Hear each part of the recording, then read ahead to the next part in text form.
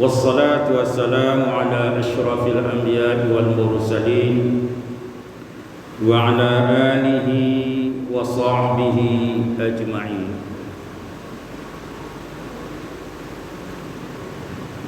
رب اشرح لي صدري ويسر لي أمري واحلل عقدة من لساني يفقه قولي. اللهم أخرجنا من ظلمات الوهم وأكرمنا بنور الفهم وافتح علينا معرفة العلم وسهل أخلاقنا بالحلم وانشر علينا من خزائن رحمتك يا أرحم الراحمين. اللهم صل على محمد الفاتح لما أغلق والخاتم لما سبق ناصر الحق بالحق والهادي إلى صراطك المستقيم وعلى آله حق قدره ومقداره العظيم. أما بعد. Bapak-bapak, ibu-ibu, jemaah Masjid Al-Iman yang dirahmati Allah, marilah kita senantiasa mengucapkan puji syukur kehadirat Allah Subhanahu wa taala, karena dengan rahmat, nikmat, petunjuk dan hidayahnya kepada kita semua, sehingga kita dapat hadir di masjid kita ini dalam rangka melaksanakan ibadah salat berjemaah Maghrib dan Isya insyaallah. Dan antara Maghrib dan Isya ini, sebagaimana biasanya setiap malam Rabu kita melakukan atau mengadakan kajian, dan bertepatan pada malam hari ini adalah kajian kitab Aqidatul Awam. Salawat dan salam marilah kita persembahkan ke hadapan junjungan kita Nabi besar Muhammad sallallahu alaihi wasallam. Allahumma salli ala sayyidina Muhammad wa ala alihi wa sahbihi wa sallim. Bapak-bapak, ibu-ibu, jemaah Masjid Al-Iman yang dirahmati Allah, pada pertemuan kemarin kita telah membaca tentang sejarah Nazam Aqidatul Awam, dan sedikit kita telah membaca muqaddimahnya, dan kita telah memasuki pada nazam tersebut pada bait yang pertama.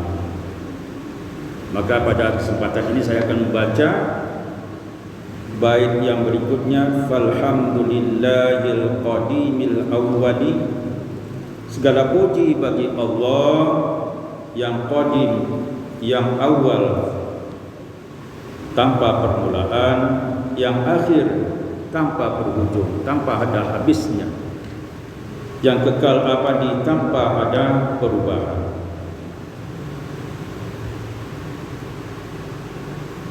Summa salat al-akhirul baqi bila tahawuli, dan yang maha akhir tanpa ada perubahan. Allah itu tidak berubah.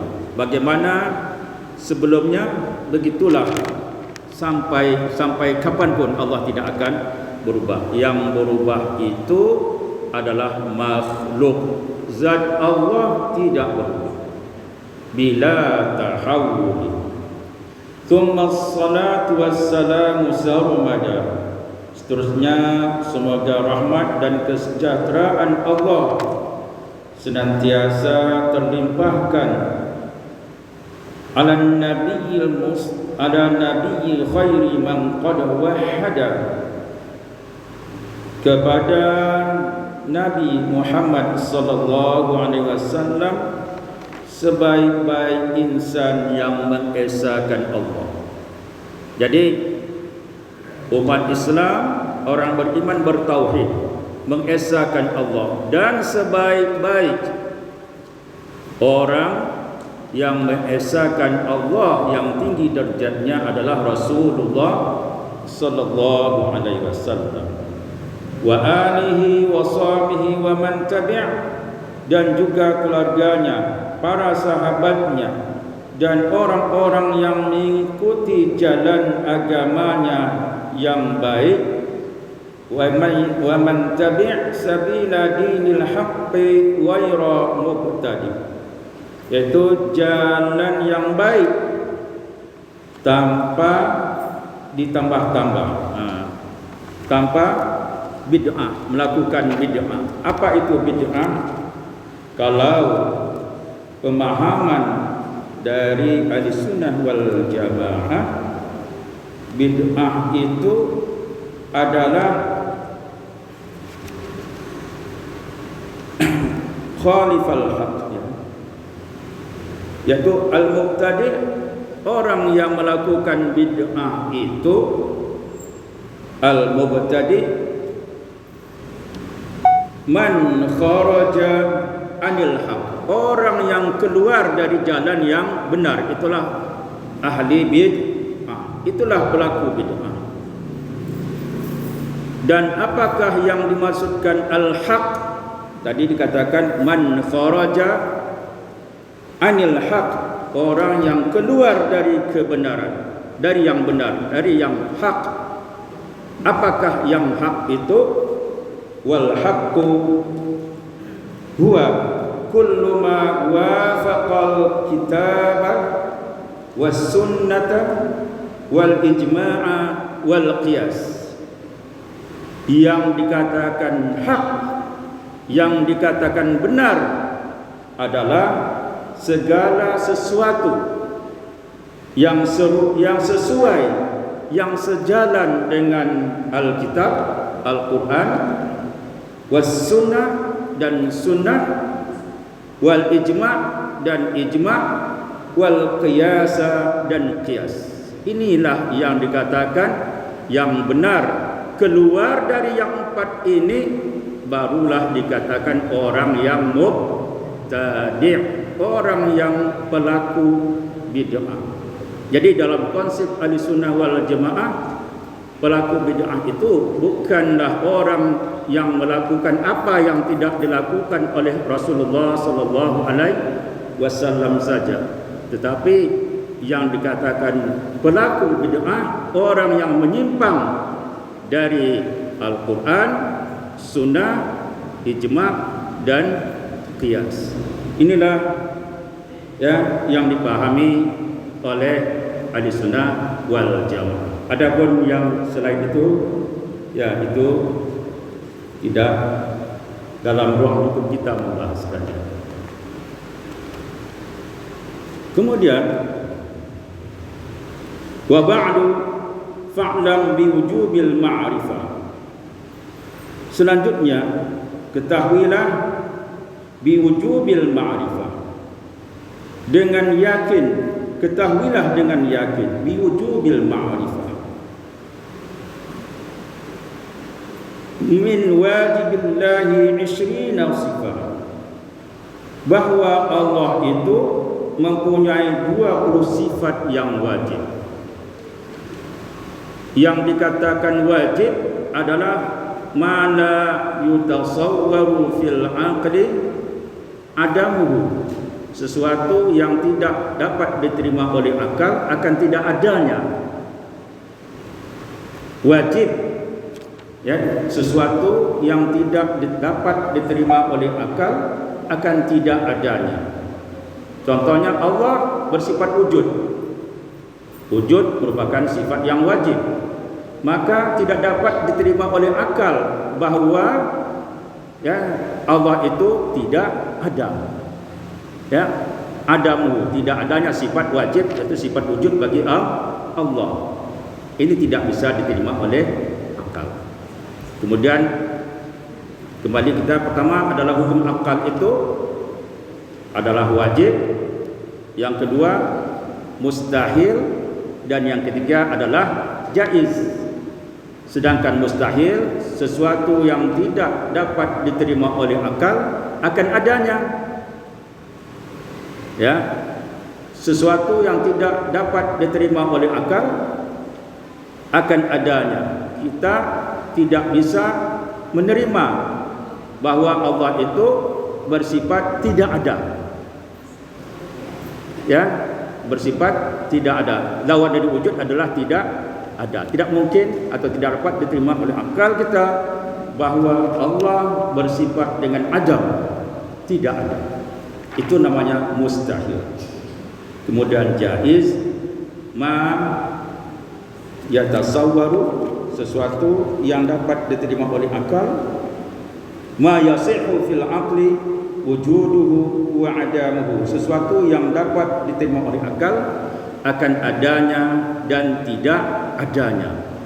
Allah melakukan sesuatu, menciptakan sesuatu, boleh dia melakukan, menciptakan, boleh tidak, itu adalah sifat yang jaiz bagi Allah Subhanahu wa taala.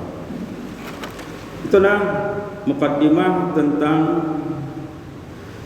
nazam aqidatul awal. Dan kita pada malam ini saya akan mencoba membaca, sebelum kita lanjutkan tentang pembahasan yang lebih lanjutnya tentang nazam ini, saya ingin membaca tulisan dari guru saya, yaitu Syekh Kamal bin Adnan Raghib. Beliau ini adalah guru saya yang tinggal sekarang di Saudi. Kami belajar melalui online. Alhamdulillah, saya sudah menyelesaikan membaca, belajar kitab ini, ringkasan ini, dan saya menerjemahkannya. Di belakang itu adalah terjemahan dari tulisan ringkasan yang bernama Sifatul Wajibah, sifat-sifat yang wajib. Silakan bapak-bapak buka, mau tulis silakan, ya. Lillahi ta'ala, bagi Allah Subhanahu wa ta'ala. Allati, itu sudah ada di belakang bab terjemahannya. Allati yajibu ala kulli mukallafin, yang wajib bagi setiap mukallaf ma'rifatuha, mengetahuinya. Jadi mukallaf wajib mengetahui sifat Allah. Untuk apa? Agar kita mengenal Allah. Kita tidak melihat Allah, tapi bagaimana kita mengenal Allah? Dengan sifat-sifatnya. Nah, sifat yang 20 ini menggambarkan tentang zat Allah Subhanahu wa taala sesuai dengan Al-Qur'an dan As-Sunnah, yang dipahami oleh Ahli Sunnah wal Jamaah. Jadi wajib setiap mukallaf. Mukallaf itu siapa? Mukallaf orang yang baligh. Yang baligh itu sudah sampai umurnya menjalankan kewajiban, ditandai dengan mimpi basah, keluar mani baik laki-laki maupun perempuan. Kemudian yang baligh itu adalah perempuan adalah haid. Kalau tidak sampai kepada, tidak keluar juga sampai umur 15 tahun belum keluar juga, maka dia sudah dianggap baligh. Kemudian yang baligh itu adalah orang berakal. Orang gila tidak dianggap. Yang mukallaf itu adalah orang yang berakal. Orang yang gila tidak dianggap mukallaf. Tidak ada hukum baginya, tidak ada kewajiban baginya. Orang yang belum baligh tidak ada kewajiban baginya, karena dia bukan mukallaf.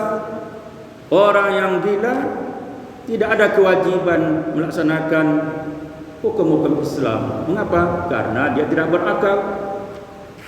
Dan yang ketiga yang termasuk mukallaf adalah orang yang sampai dakwah Islam kepadanya.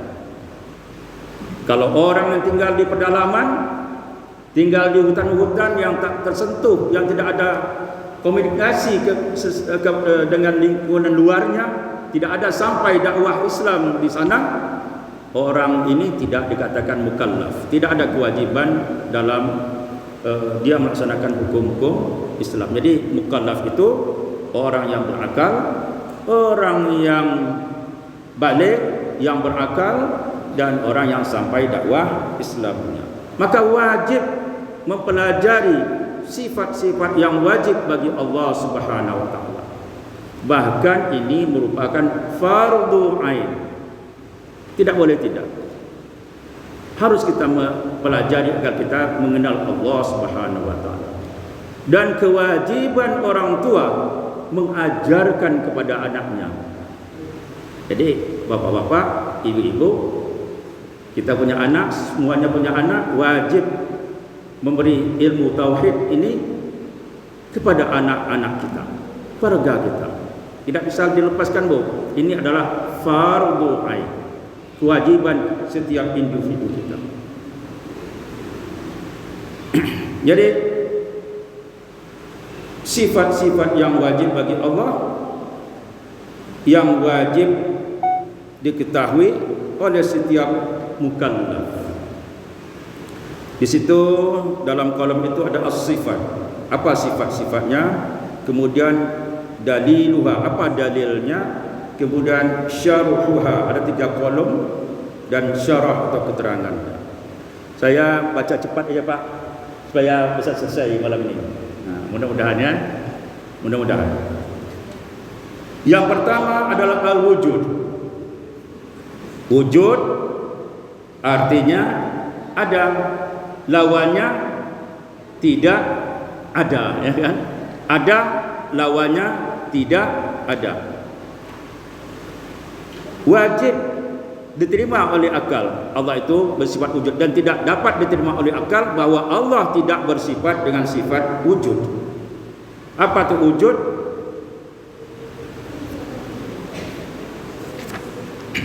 Wujud itu adalah ada, ya kan? Wujud adalah ada. Yaitu bimakna subutus syai' wa tahqiqihi wajibun lahu ala lahu ta'ala li dzati la li illah. Jadi wujud adanya Allah tanpa ada penyebab, Allah itu ada. Kalau kita ada penyebab enggak? Ada, ya kan? Dilahirkan oleh orang tua. Kita ada diciptakan oleh Allah. Adanya Allah tidak diciptakan oleh siapapun. Adanya Allah tidak disebabkan oleh suatu sebab apapun. Adanya Allah dengan zatnya. Arti dengan zatnya, adanya semula-mula ada, tanpa ada yang menyebabkan zat Allah itu ada. Ya.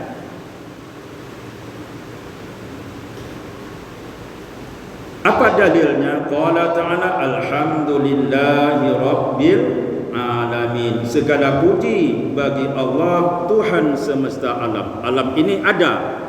Alam ini tentu ada yang menciptakannya. Siapakah yang menciptakannya? Allah Subhanahu wa taala. Ini cara ringkasnya, ya.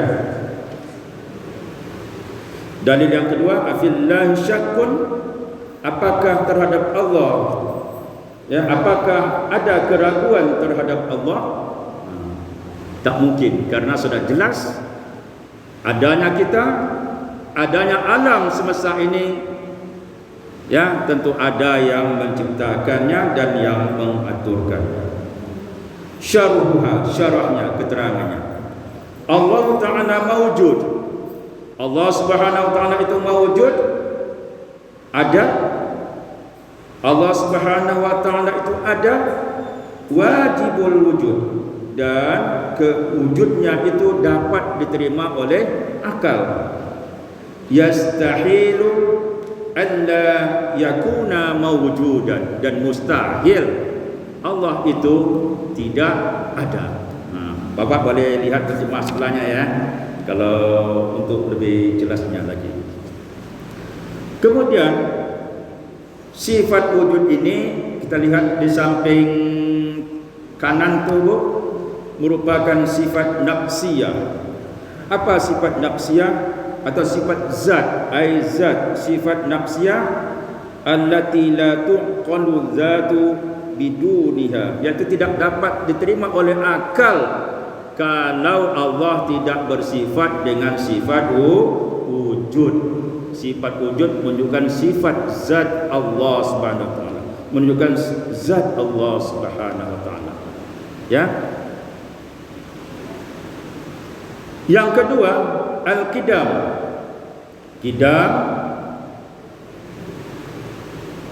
Qidam artinya semula ada, ya, dahulu.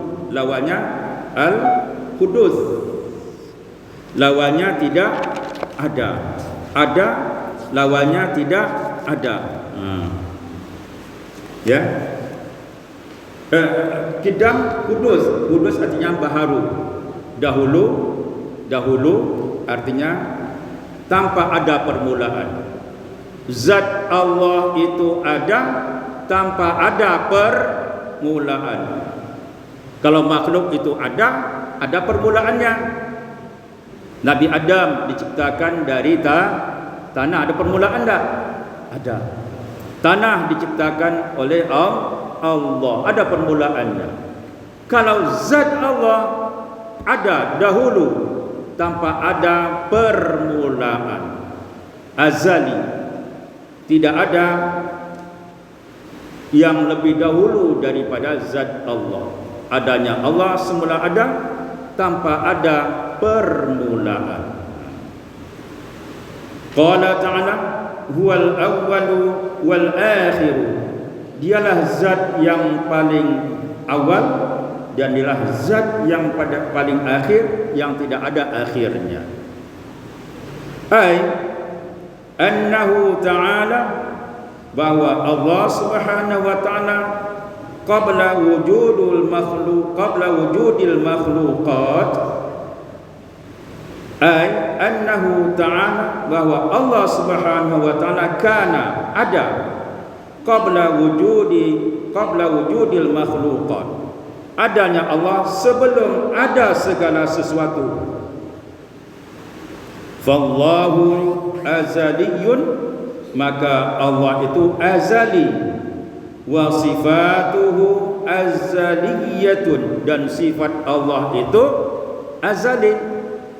Wala azaliyah, tidak adalah satu apapun yang azali. Apa itu azali? Azali itu apa? Maujuda bila bidayatin. Azali itu apa? Ada tanpa ada permulaan. Nah, itu azali. Kalau kita tidak azali, zat Allah azali, sifat Allah azali. La azaliyya, la maujuda bila bidayatin illallah, kecuali Allah. Allah lah zat yang ada tanpa ada permulaan. Itulah namanya qidam. Sifat qidam. Lawan qidam adalah hudus, yaitu baharu. Yang ketiga, al-baqa. Baqa artinya kekal. Baqa artinya kekal. Lawannya fana. Fana artinya hancur. Ya. Yang dikatakan Tuhan adalah kekal. Tidak ada awal dan tidak ada hancurnya, tidak ada akhir-akhirnya, kekal selama-lamanya. Lawan kekal adalah fana. Qala ta'ala huwal awwalu wal akhiru, dialah zat yang maha awal, dialah zat yang maha akhir. Ai annahu ta'ala abadiyun, bahwa Allah Subhanahu wa taala abadi, kekal abadi, tidak ada habis-habisnya, tidak akan hancur, tidak berubah. Wa sifatuhu abadiyatun, dan sifat-sifatnya abadi, tidak hancur. Fahuwa la yafna, Allah itu tidak hancur, tidak fana. Yang fana adalah makhluk, yang berubah adalah makhluk. Yang keempat, mukhalafatu lil hawaditsi, yaitu berbeda dengan makhluk, ya, berbeda dengan makhluk.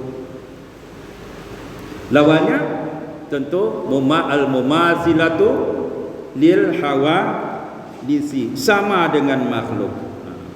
Jadi zat Allah itu tidak sama dengan makhluk,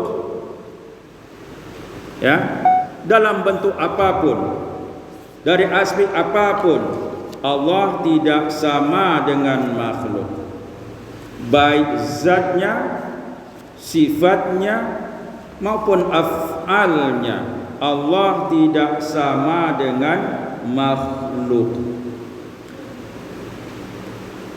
Qala ta'ala, laisa kamitslihi syai' wa huwas samiul basir. Allah itu tidak sama dengan makhluk dan dia maha mendengar lagi maha melihat. Ai annahu ta'ala, bahwa Allah Subhanahu wa ta'ala la yushbihul makhluqati, tidak sama, tidak menyerupai makhluk. Jadi apapun yang kita bayangkan, apapun yang kita fikirkan, apapun yang kita khayalkan dan tergoris di hati kita, apalagi apa yang kita lihat, Allah tidak sama dengan itu semua, ya, tidak sama dengan apapun. Wala biwajhin minal wujuh, dari aspek apapun Allah tidak sama dengan makhluk. La fi dzatihi wala sifatihi wala af'alihi, tidak sama pada zatnya, pada sifatnya dan pada perbuatannya. Ini al-mukhalafatu lil hawaditsi. Yang kelima, al-qiyamu, dalilnya ya, hal ta'lamu lahu samiyya, juga itu dalilnya, ya. Apakah kamu, ya, menyangka bahwa Allah itu, ya, hal ta'lamu lahu samiyya, ada bandingannya? Tidak ada sebanding dengan Allah Subhanahu wa ta'ala. Yang kelima, al-qiyamu binafsihi, al-qiyamu bin nafsi, atau dengan bahasa yang sering kita dengar, qiyamuhu binafsihi, yaitu berdiri dengan sendiri. Allah itu berdiri dengan sendiri. Apakah yang dimaksudkan dengan berdiri dengan sendiri? Wa huwa adamu ihtiyadihi ila makan yaqumu fihi, bahwa Allah tidak butuh kepada tempat. Allah tidak butuh kepada tempat di mana dia bertempat tinggal di situ. Tidak butuh Allah. Au mahallin yahillu fihi, atau tempat di mana Allah berdomisili, tinggal diam di situ. Au mujidin yujiduhu, atau yang menciptakan zat Allah, yang dia diciptakannya. Allah tidak butuh. Allah tidak butuh itu semua. Bal huwa ghaniyun, bahkan Allah itu ghani an jami'i ma siwahu, bahwa Allah, bahkan Allah tidak butuh segala apapun selainnya. Selain zat Allah, Allah tidak butuh kepada makhluk. Allah tidak butuh kepada segala sesuatu apapun. Itu namanya al-qiyamu binafsihi. Jadi kalau ada yang mengatakan Allah di mana? Allah berada di mana-mana. Ada tempat tak? Bertempat tak? Bertempat di mana-mana. Sedangkan qiyamuhu binafsi, Allah tidak bertempat. Kalau ada mengatakan Allah di arasy, bertempat tak? Bertempat. Allah tidak di arasy, tidak di langit, tidak di bumi, dan tidak di mana-mana. Karena Allah mempunyai sifat qiyamuhu binafsihi, tidak butuh kepada tempat. Terus bagaimana kita memahami kalau ada ayat-ayat yang seperti itu? Namanya ayat mutasyabihat. Kita serahkan makna hakikatnya itu kepada Allah Subhanahu wa taala. Tidak berhak kita mengartikannya Allah berada di arsy, Allah berada turun di langit dunia, Allah di Mekah, di Ka'bah dan di mana-mana. Tidak berhak kita memahami maknanya dengan makna hakiki. Itu namanya tafwid, menyerahkan makna hakikat itu kepada Allah Subhanahu wa taala. Istiwa, serahkan makna istiwa itu kepada Allah. Bersih kita akidah kita. Itu al-qiyamu binafsihi.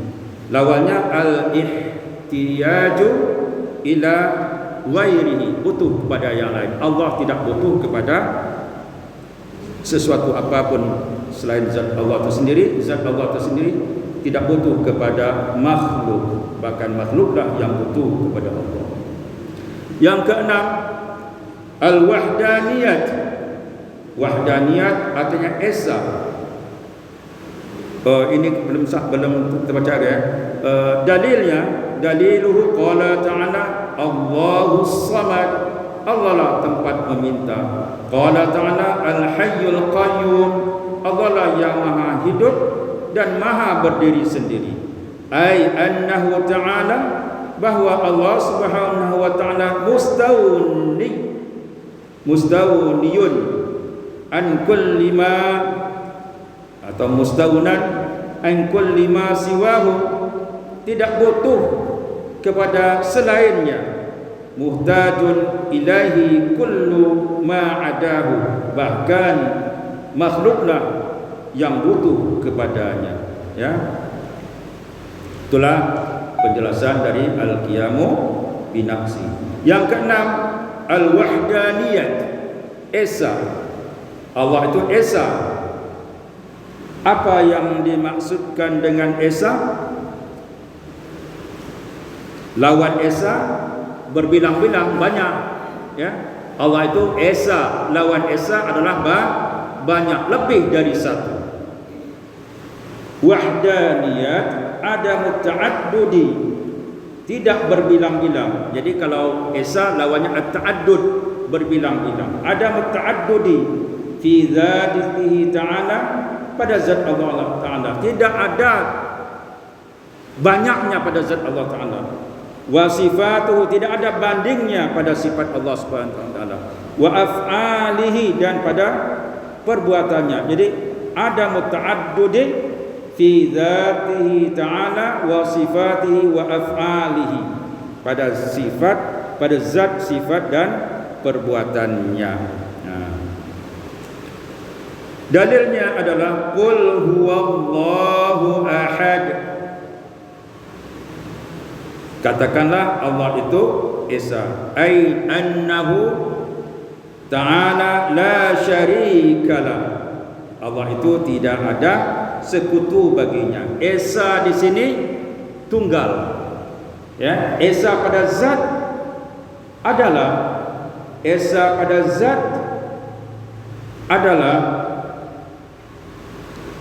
anna zatahu laysat murakkabatan min ajza.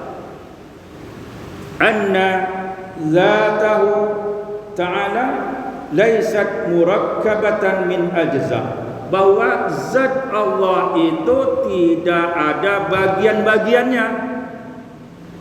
Kalau kita ada bagian-bagian anggota tubuh, ada kepala, ada mata, ada badan, ada kaki. Allah tidak seperti itu. Allah adalah zat yang tunggal, yang tidak sama dengan makhluk. Tidak mempunyai wajah, tidak mempunyai tangan, tidak mempunyai kaki. Zat Allah adalah zat yang tunggal, yang tak ada bagi-baginya.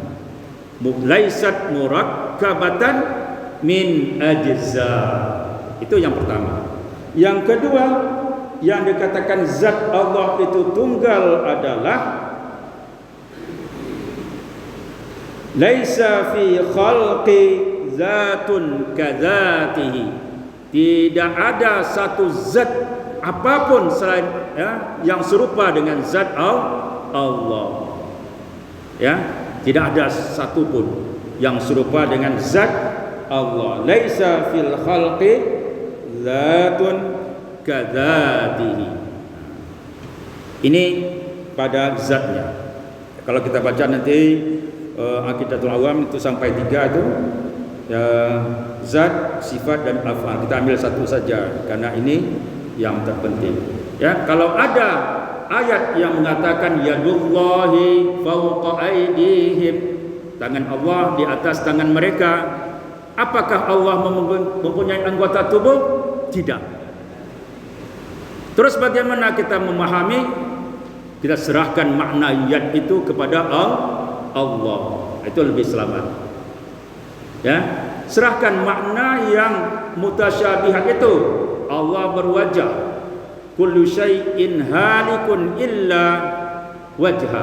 Segala sesuatu nanti hancur, lenyap kecuali wajahnya. Apa wajahnya?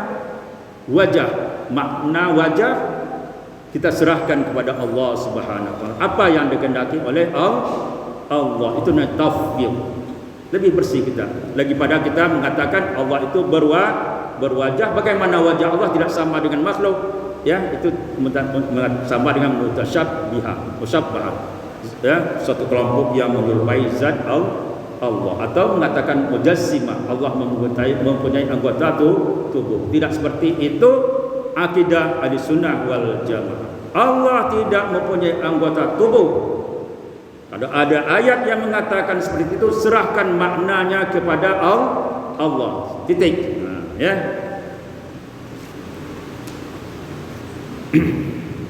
Kemudian al-qudrah. Nah, sifat dari qidam, baqa, ini nampaknya tak selesai, Pak.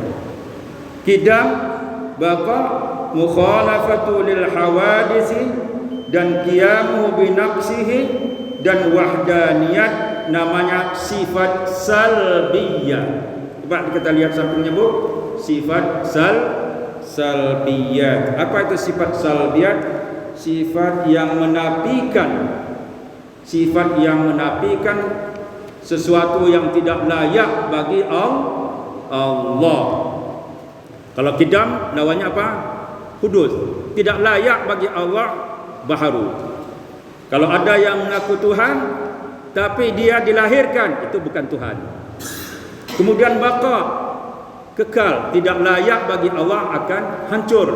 Kalau ada yang mengaku Tuhan tapi dia mati, itu bukan Tuhan. Allah mukhalafatu lil hawadisi wal lil hawadisi, tidak sama dengan makhluk. Kalau ada yang mengaku Tuhan tapi sama dengan makhluk, mempunyai muka, mempunyai wajah, ya, itu bukan Tuhan. Kemudian al-qiyamu bi nafsi, butuh kepada tempat, butuh kepada orang. Ya, Tuhan tidak butuh kepada siapa. Kalau mengaku Tuhan tapi butuh kepada sesuatu, itu bukan Tuhan. Wahdaniyat, esa, kalau ada yang mengaku Tuhan tapi beranggota tubuh, mempunyai darah, mempunyai urat, mempunyai rambut, muka, wajah dan sebagainya, itu bukan Tuhan. Allah tidak sama dengan makhluk. Laisa kamitsli syai' wa huwas samiul basir. Itulah zat Allah Subhanahu wa taala. Ya. Jadi sifat salbiyah, sifat menafikan, sifat yang tidak layak bagi Allah Subhanahu wa taala. Barangkali sampai di sini kajian kita.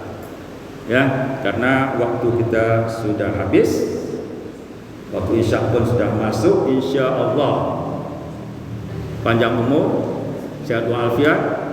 Mudah-mudahan kita berkesempatan untuk melanjutkan, ya Pak, ya, pada sifat yang selanjutnya, qudrat sampai, ya, sifat ma'ani dan ma'nawiyah. Sampai di sini. Mungkin ada pertanyaan, tak cepat, Pak. Baik, silakan aja dipegangnya Pak, Ibu, kertas itu. Nanti mudah-mudahan berniatlah kita untuk hadir pada pertemuan yang akan datang, insya-Allah. Kalau tak faham nanti bolehlah kita diskusi sedikit-sedikit ya. Baik, kita tutup kajian kita dengan membaca Subhanakallahumma bihamdika asyhadu an la ilaha illa anta astaghfiruka wa atubu ilaik. Assalamualaikum warahmatullahi wabarakatuh.